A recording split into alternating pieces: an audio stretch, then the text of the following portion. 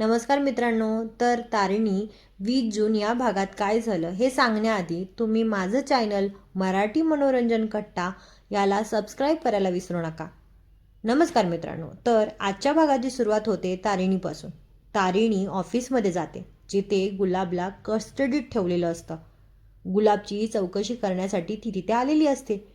विशेष म्हणजे त्याच्यासाठी ती बिर्याणी घेऊन आलेली असते. ती त्याच्यासमोर जाऊन बसते आणि त्याला विचारते, तुला भूक लागली असेल ना, हे घे. मात्र गुलाब काहीच बोलत नाही. त्यानंतर तो तारिणीला म्हणतो, तुम्ही मला कितीही मारा, कितीही टॉर्चर करा, कितीही त्रास द्या, तरी मी तुम्हाला काहीच सांगणार नाही. हे ऐकून तारिणी त्याला बोलते, मला तुला कसं बोलतं करायचं आहे ना हे चांगलंच माहिती आहे. आज नाही तर उद्या तू सगळं सांगशीलच. मात्र त्यानंतर ती त्याला हेड कॉन्स्टेबल वसुधा बेलसरे यांच्याबद्दल विचारते. पण गुलाब सांगतो की त्याला वसुधा बेलसरे कोण आहे हेच माहिती नाही. तो त्यांना ओळखत नसल्याचं सांगतो. मात्र तारिणीला खात्री असते की गुलाब खोटं बोलतोय. ती त्याला सांगते की मला सगळं माहिती आहे, तू मुद्दाम माहिती लपवतोयस. पण मी तुझ्याकडून सगळं सत्य बाहेर काढणारच.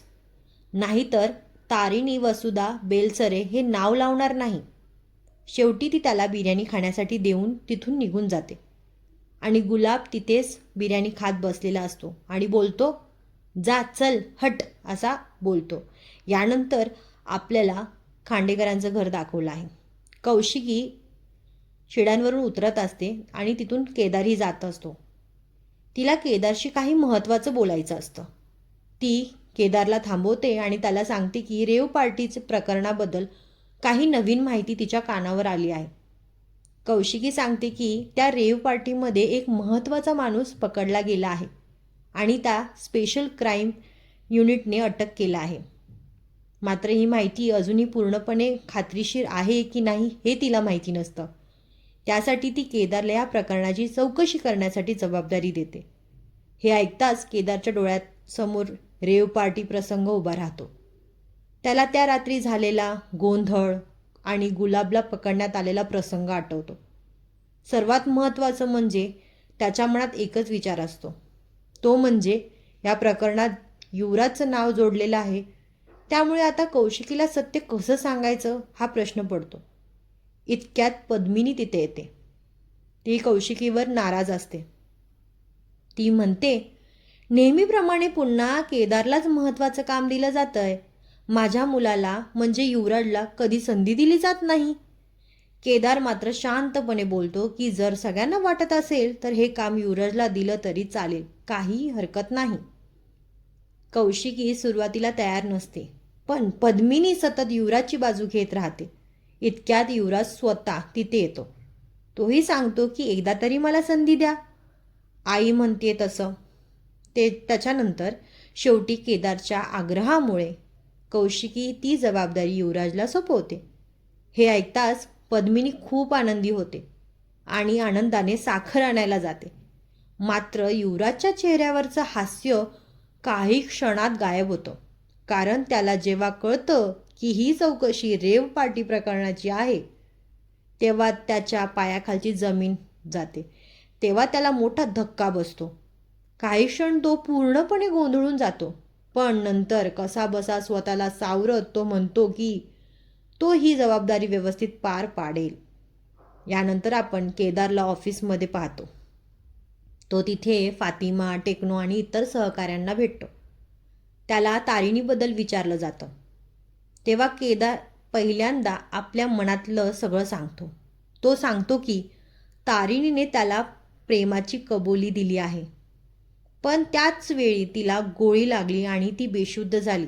त्यामुळे त्याला तो क्षणी उत्तर देता आलं नाही. त्यानंतर अनेक समस्या निर्माण झाल्या. घरातील वातावरण, डिवोर्स पेपरचा विषय आणि इतर अनेक गोष्टीमुळे त्याला पुन्हा तारिणीशी त्या विषयावर बोलण्याची संधीच मिळाली नाही. केदार सांगतो की तारिणीला आता त्याच्यावर नाराज झालीये, का झालीये, कशाबद्दल झालीये हेच काही कळत नाहीये. ती त्याच्याशी नीटसुद्धा बोलत नाही. हे ऐकून सगळे सहकारी त्याला विचारतात की आता तरी तू उत्तर देणार का? केदार सांगतो की हो, आता तो तारिणीला सांगणार की त्याच्याही मनात तिच्यासाठी प्रेम आहे.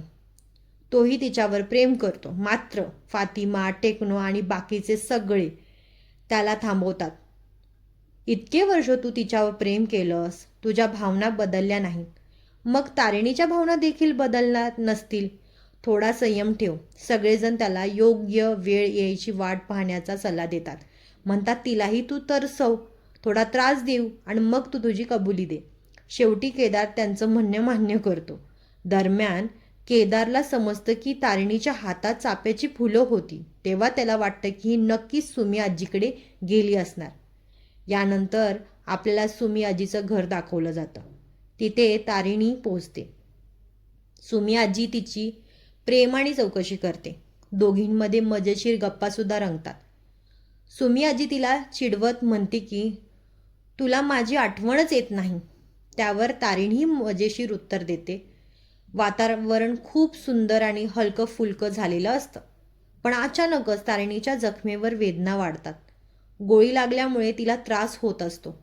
मात्र ही गोष्ट सुमी आजी आणि घरातील इतरांना माहिती नसते.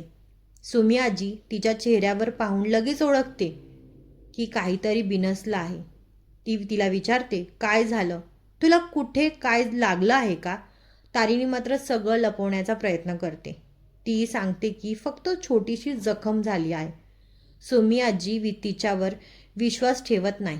ती म्हणते, तुझ्या चेहऱ्यावरूनच दिसते की तुला खूप त्रास होतोय. त्या दिवशी फोनसुद्धा उचलला नव्हतास. तुम्ही सगळे माझ्यापासून काहीतरी लपवत आहात. तारिणी मात्र विषय बदलण्याचा प्रयत्न करते. त्याच ठिकाणी आजचा भाग संपतो. आता उद्याच्या भागात झलकबद्दल बोलायचं झालं तर त्यामध्ये केदार आणि तारिणी समोरासमोर आलेले आहेत. तारिणी खूप रागात असते. ती केदारला स्पष्टपणे सांगते की त्यांची अजूनही तिच्या प्रश्नाचं उत्तर त्याने दिलेलं नाही. त्याच्या बोलण्यातून तिचा राग, तिचं दुःख आणि तिची नाराजी स्पष्ट दिसत आहे. दुसरीकडे केदार तिला समजवण्याचा प्रयत्न करताना दिसतो. मात्र या दोघांमधील गैरसमज दूर होईल का? केदार अखेर आपल्या प्रेमाची कबुली देईल का? आणि सुमी आजीला तारिणीच्या जखमेचं सत्य समजेल का? हे पाहणं पुढील भागामध्ये खूपच रंजक ठरणार आहे. तर पुढील भाग पाहण्यासाठी तुम्ही मराठी मनोरंजन कट्टा या चॅनलला सबस्क्राईब करायला विसरू नका. आणि थँक्यू. पुढील भागात आपण भेटू.